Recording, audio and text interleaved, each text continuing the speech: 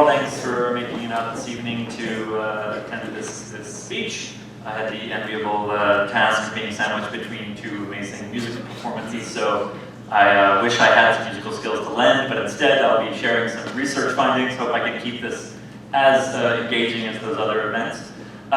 So thank you very much to St. Francis University, to the School of Business, to Enactus, and to all of the faculty and staff who've so warmly welcomed me here today.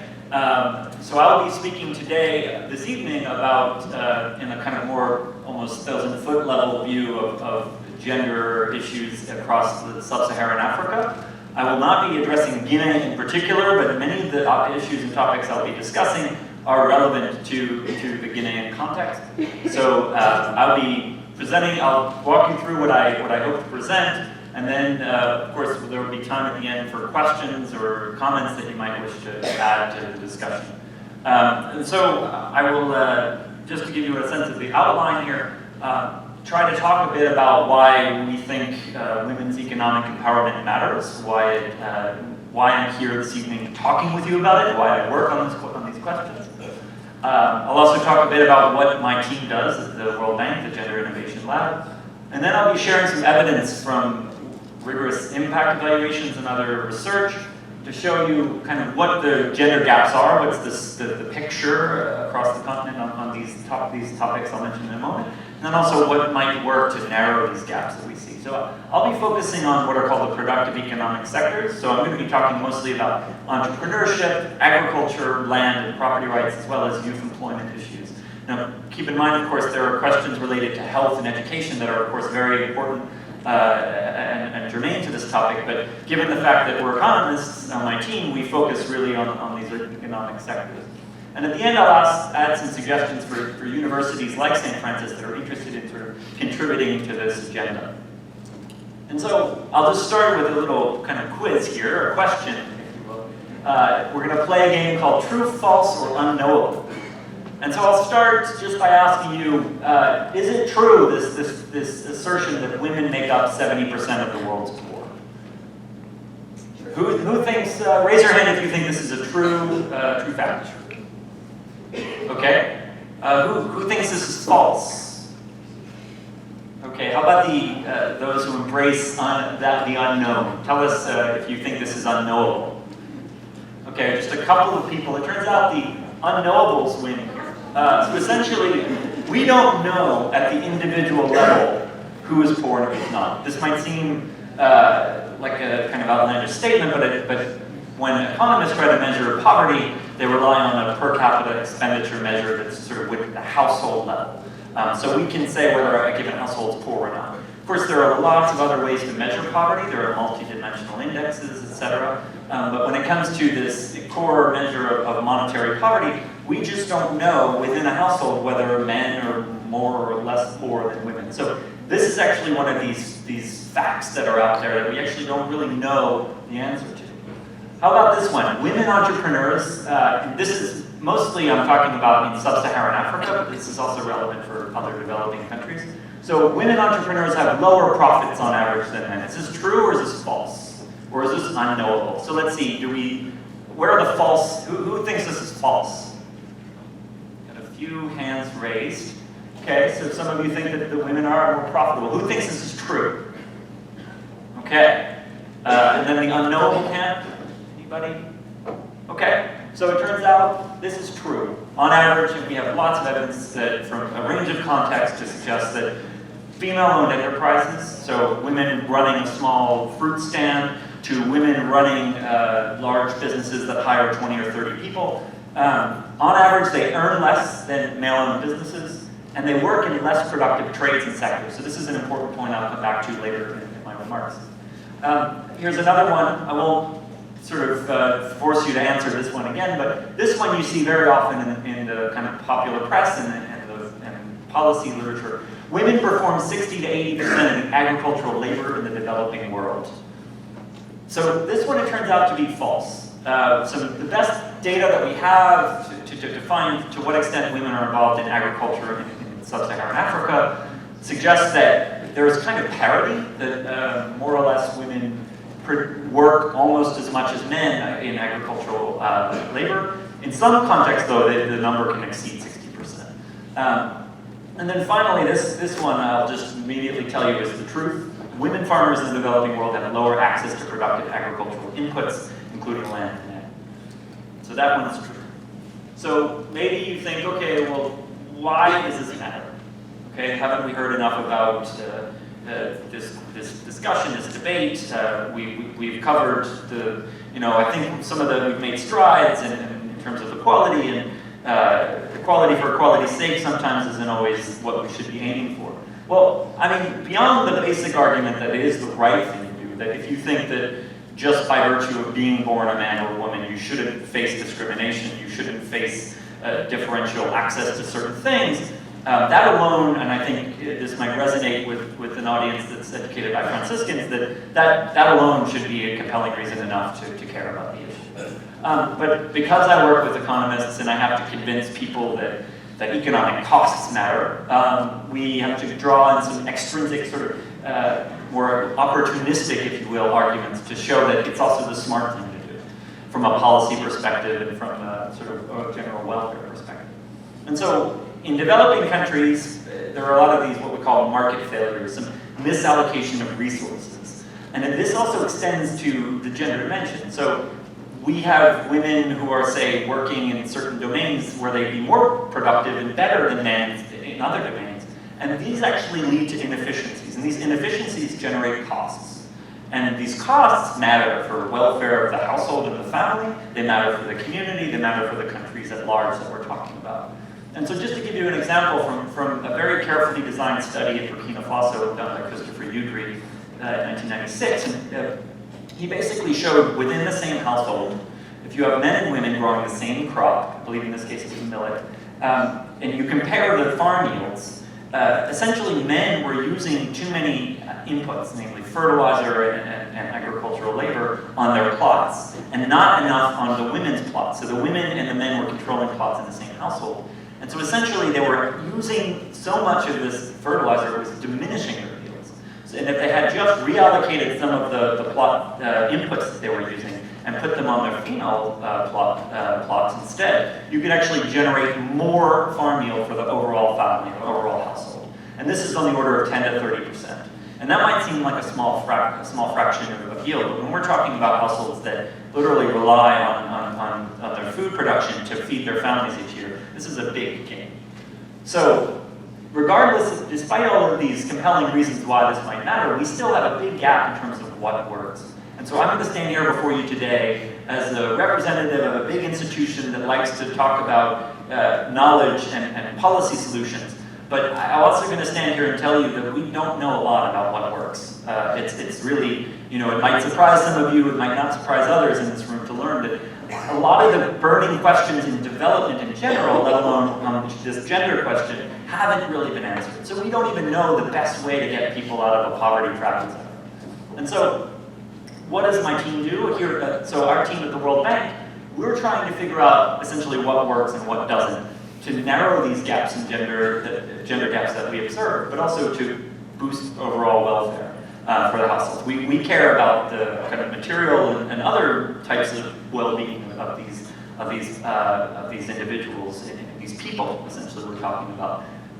And so what tools do we have in our toolkit to do this? So first, we do a lot of what's called inferential research, sort of your bread and butter cross-sectional data analysis, qualitative research, a lot of field work to understand what are these constraints, what's driving the reasons, what are the underlying reasons why we observe these phenomena. And then what we're next, I think what makes up the largest share of our work is these rigorous impact evaluations.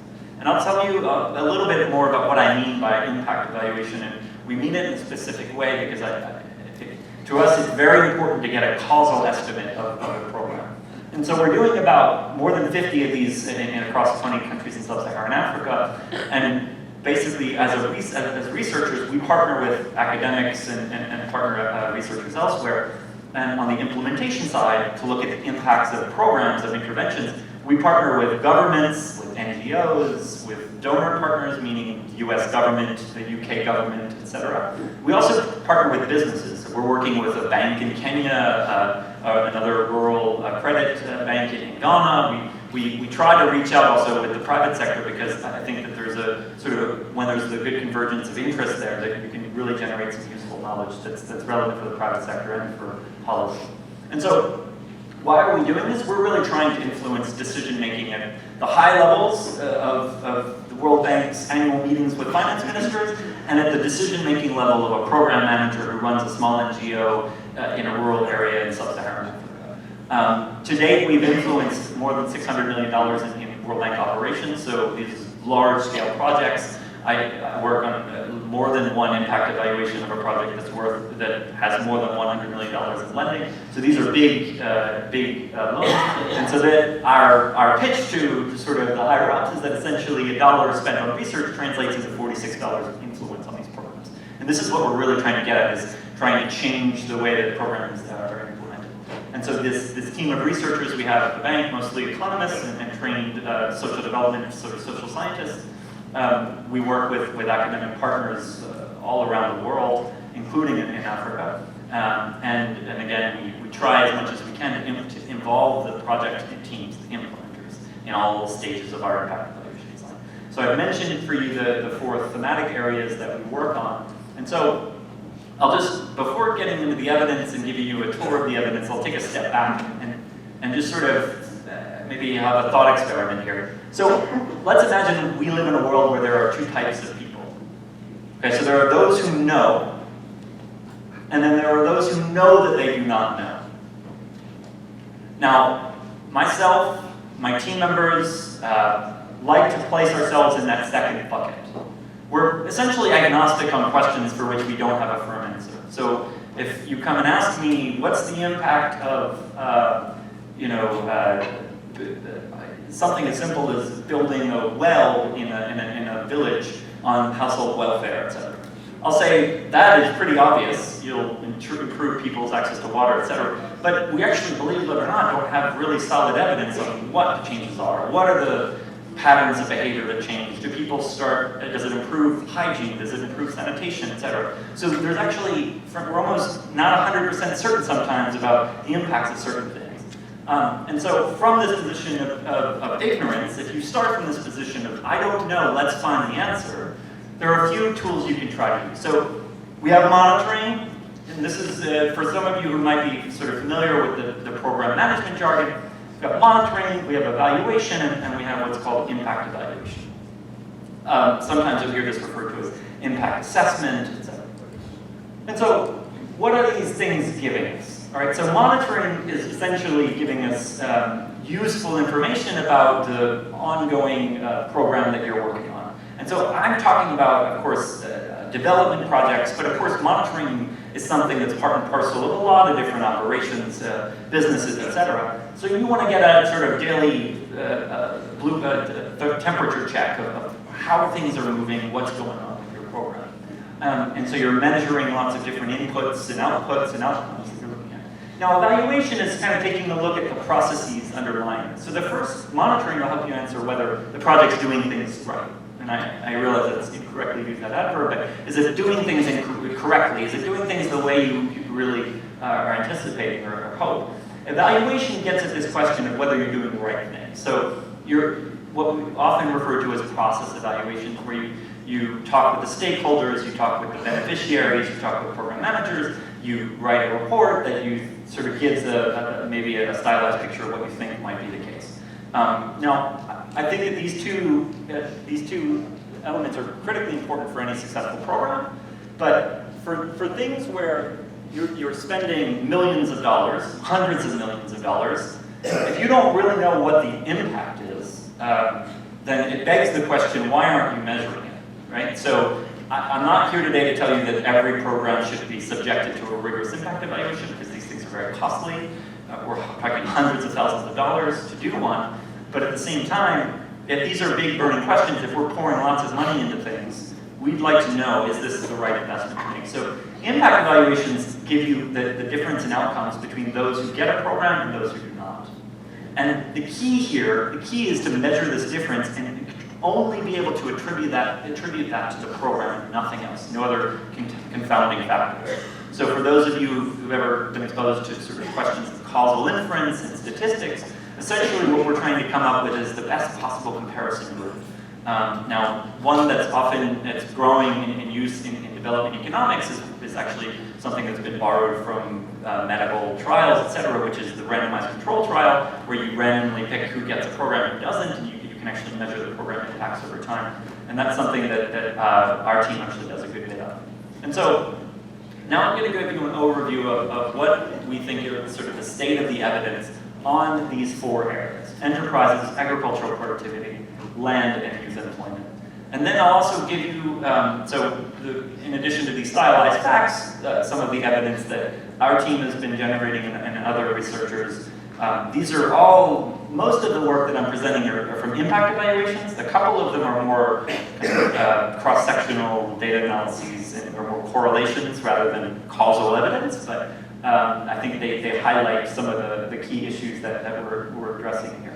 And at the end, of course, I'll be talking a bit about the implications for institutions such as the St. Francis University School of Business. And so, let's start with entrepreneurship. I think the business students in the room probably are most keen on discussing this and learning about this stuff. And so, what we know, to the extent that we have good data on these questions, we know that women are very involved in entrepreneurship. Men are as well in sub-Saharan Africa. So, a lot of micro-enterprises running from, as I mentioned earlier, the small fruit stand to tech firms in Lagos that are hiring, like at Silicon Valley. So, but we know that women actually have very high participation in entrepreneurship in Africa, higher than any region in the world, actually. And yet, women tend to have smaller, less profitable enterprises, and when compared to men. So they're literally running. Many of them are running sort of bare-bones small operations, just trying to make enough money to add some income to the household and pay for food for the day. And so this gender gap in profitability is due to a whole host of factors.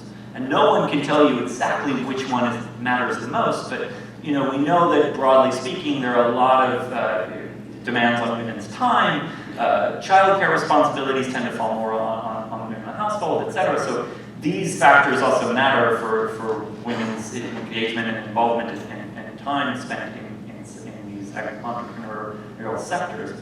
But sectoral choice really matters. Okay, so I'll share with you some findings from work that my colleague Francisco, who actually was one of the people originally who was hoping to make it here today to talk about this work. So Francisco and my colleague Marcus and some others have been looking at this phenomenon that they refer to as crossovers. Okay, so what we mean by crossovers, just to show you, these are the average monthly profits that we've calculated for various types of trades, for various sectors. So if you work in a saloon, it's really not very profitable. $86 a month, which isn't trivial, keep in mind. I mean, for Uganda, this is a sizable amount of money. But you see these trades such as saloons and catering, but they pale in comparison to what you can make in metal fabrication and electricals. So these more sort of higher skilled trades that essentially are very much and we see a huge degree of segregation. So women are involved in these trades that aren't earning much money, and yet we see the men who are working in metal fabrication, electricals, and carpentry are actually making pretty sizable income. Now, when you compare women, whom we refer to as crossovers, so women working in these sectors that I just mentioned, carpentry, electricals, and metalworking, they actually make, statistically, there's no difference between these two amounts. So they basically make as much as men do when they break in. Now, if you really think that the world, in terms of skills and abilities, is pretty much equally divided between women and men, at the margin you could debate about certain tasks that might be really oriented towards a certain sex. But here, I mean, men and women could equally do carpentry work. And it shows that there's scope for more women to work in carpentry than already there are. And which suggests that actually they could make more money and make more for their families as a result. And so that finding basically leads us to a few conclusions. I mentioned this idea of sectoral segregation. If women end up choosing job paths and sectors that don't make much money, they're not going to be able to make much for their family. And so in terms of the lessons that we've drawn, and this is work from not just Uganda, but we've also done similar work on this question in Ethiopia, we find that two things could matter in particular. So education on profitability of sectors. A lot of people just don't know which type of trade would be best to join. They just do it. They do maybe what their mother did, or they just follow whatever sort of has been traditionally the path that they've followed. And so the question that we're trying to look at in our work is to see whether providing information on the relative gains from these trades might change decisions.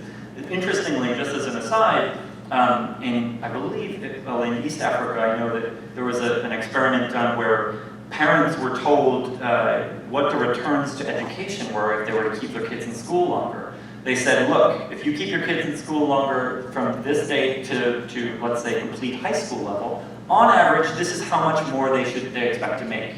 And parents didn't think about it in these terms and decided, and just providing that information actually led parents to keep their kids in school for longer. And so education might actually help on this front. And then in terms of engaging men, one of the findings that seems to be common across both Uganda and Ethiopia is that those women who did cross over were induced to do so by a male relative. So it's either their father, in the case of Ethiopia, or an uncle, who had information about the trade, who had been involved in the trade and said, look, you can do this, I know you're capable of it. And so are there policy levers that we could sort of draw on that would, in a sense, approximate the same kind of relationship in terms of mentorship, apprenticeship schemes for women, etc. And so I'll talk a little bit about some work from impact evaluations that this one is being done by Pascaline Ducal at Stanford and Jonathan Robinson at UC Santa Cruz. And this is a randomized control trial, so this is an experimental setup that was conducted in Kenya, where they basically provided free individual bank accounts with high withdrawal fees, so that makes it a little bit, in a sense, sticky, and making it a little bit difficult to pull that money out, because you don't want to always be pulling money out if they have high withdrawal fees. And so these accounts were set up in the names for these female vendors, small vendors in markets, as well as male bicycle taxi drivers in Kenya. And so the program basically had a big impact, but only on the women. It turns out that by providing these individual bank accounts to these women, we see increases in savings rates, expanded business investment, and increased private expenditure. And private expenditure, to economists, that's code word for welfare. That means they're buying more stuff for their families, and they're sort of helping them to smooth their income and deal with shocks. And so these similar effects were not observed for men because maybe these men already had access to these financial products, or they already had ways of saving and storing their money that they didn't necessarily kind of need. So this is suggestive evidence. Keep in mind this is from one context, so we still have to dig further into these questions, but it suggests that women actually might have a preference for these types of formal accounts that they can retain and hold on to for themselves and for their families. Now, it looks like, there is also an experiment. You may be hearing lots of interesting work about cash. There are a lot of, on the experimental side, but also in terms of project implementation, giving money to people actually might be just as effective or more effective than other types of interventions. And so some researchers looked at giving cash to entrepreneurs in Ghana. They had built on work that they were doing in Sri Lanka, and they gave it to men and women. They also gave to a randomly selected subset these in-kind kind of inventory transfers for some. And so they wanted to see what are the returns to doing this. And by returns, they mean what profit differences do we see once we give some cash to entrepreneurs. Turns out that when you give the cash to the men, their profits expanded. They were boosted. But for the female entrepreneurs, it didn't happen. And they just didn't grow their businesses, the profits did not go up.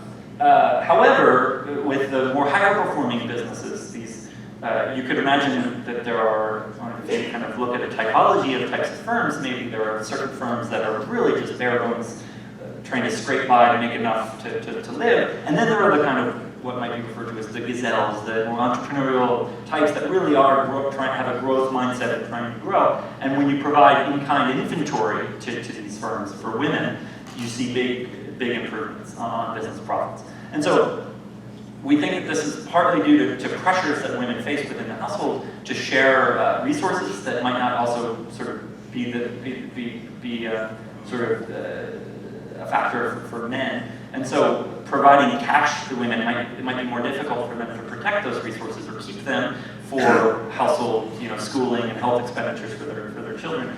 Whereas business inventories might be less likely to be captured by family members, etc. And so I think this is the last example that I'll mention on entrepreneurship. I am cognizant of the time we have about, so just sort of keeping track here. This one I think is kind of exciting, and I think that the business school crowd might find this interesting, I hope. This is joint work, so our colleagues on our team have been doing this with a gentleman named Michael Fries at the National University of Singapore, who is the kind of pioneer in this field of entrepreneurship. He's developed a personal initiative training that I'll get into in a moment of what that means. But basically in Togo, off the sort of Gulf of Guinea, off the coast of West Africa, we were working with medium and small scale enterprises and separating them into different groups. So 500 of them actually received basic, what's called business edge. This is the World Bank's IFC sort of managerial training. So this is accounting and cash flow management, some training on marketing, etc. So this is a kind of core, this is what you would provide a training to in a developing country context. This is often used as a training tool. And so 500 other entrepreneurs instead received this personal initiative training. And this personal initiative training didn't address too much in terms of sort of bookkeeping and the tasks that were mentioned in the other training. This one focused on entrepreneurial thinking, growth mindsets, sort of setting goals and trying to achieve them. What do you do in the face of obstacles? How do you sort of have this self-starting behavior? And I mean, to be honest, when I first heard it, I thought, there's no contest. That training is not going to really generate much. You're not going to see much on that. It's sort of, lots of concepts that might seem abstract to the audience, etc. There was an additional group who was served as a comparison group. So they're basically the group that we compare these estimates to.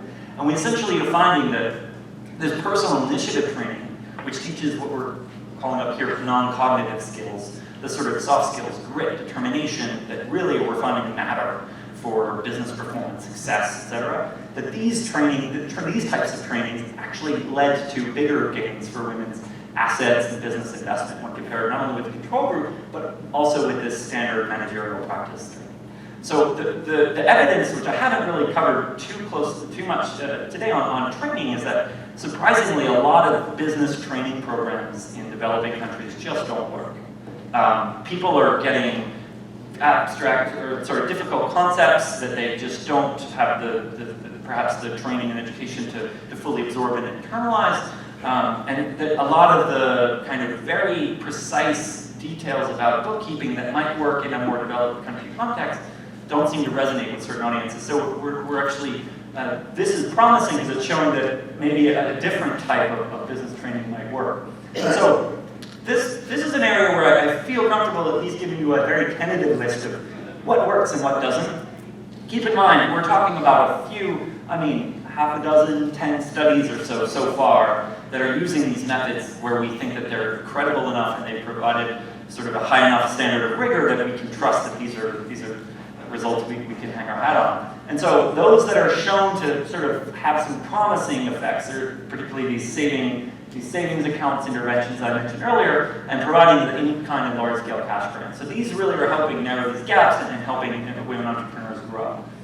Those with more mixed success, which I haven't gotten into microcredit, microfinance, but there's actually a big debate happening in developing economics right now about the strength of that approach. It seems as if a lot of the microcredit programs are leading to some small changes at the margins, increased consumption, et cetera. But when it comes to business growth and investment, a lot of these firms, it seems, aren't necessarily, it's not as if credit is the constraint that is preventing them from growing. There might be something else at play. Another one with more sort of mixed results is the standard business training programs. Those where we're not very keen on that. The one I mentioned earlier is this interesting twist on that holds a lot of promise.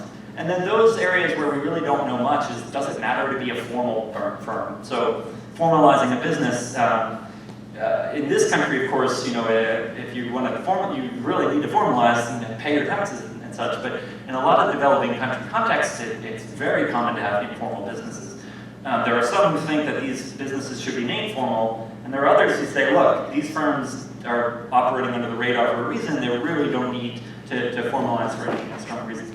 Another one that I haven't discussed is childcare services. So if we want to help relax the time constraint that women face, this is an area that we're testing and seeing whether the provision of rural childcare might help these women work more on their businesses and work more on the farms. So now I'll talk about our findings on gender and agriculture in sub-Saharan Africa. This is work that our team has been doing. I worked on this report with the one campaign called Leveling the Field, where we try to document the size of gender gaps in agricultural productivity in Africa, and then what maybe we sort of can do to address these gaps. And then we also have work that we've been doing with the UN, with UNDP, UN Women, looking at the costs of this in terms of aggregate GDP for these countries. And so when we look at from the plot level data that we have comparable data from these countries, these 6 countries in sub-Saharan Africa.